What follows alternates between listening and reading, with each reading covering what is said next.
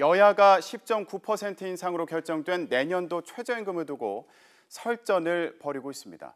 더불어민주당은 소상공인을 위한 정책적인 대안을 강조하고 있는데 야당에서는 문재인 정부의 소득주도 성장 기조 자체를 수정해야 한다는 목소리가 나오고 있습니다.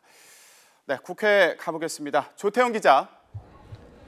네, 국회입니다. 네, 여야 최저임금을 둘러싼 지금 공방을 벌이고 있는데 상반된 반응을 내놓고 있죠.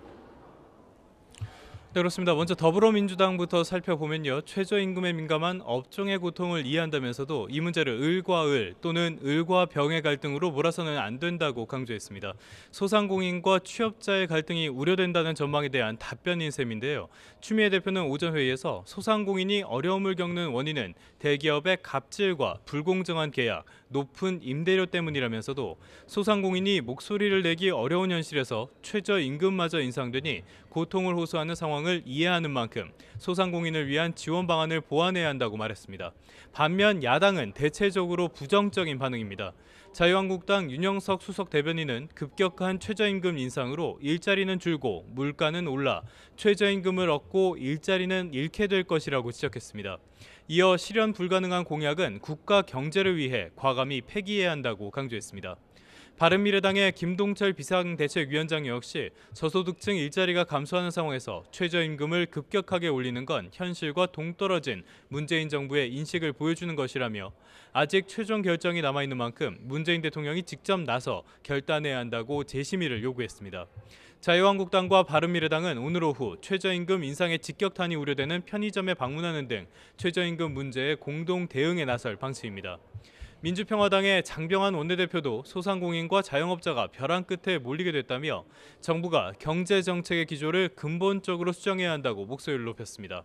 반면 정의당은 2020년 최저임금 10,000원 달성이라는 꿈이 사실상 무산됐다며 정부와 여당이 노동자 보호 대신 영세 상공인 보호 대책이 필요하다고 야단 법석을 부리는 재벌 대기업의 동조한 결과라고 비난했습니다.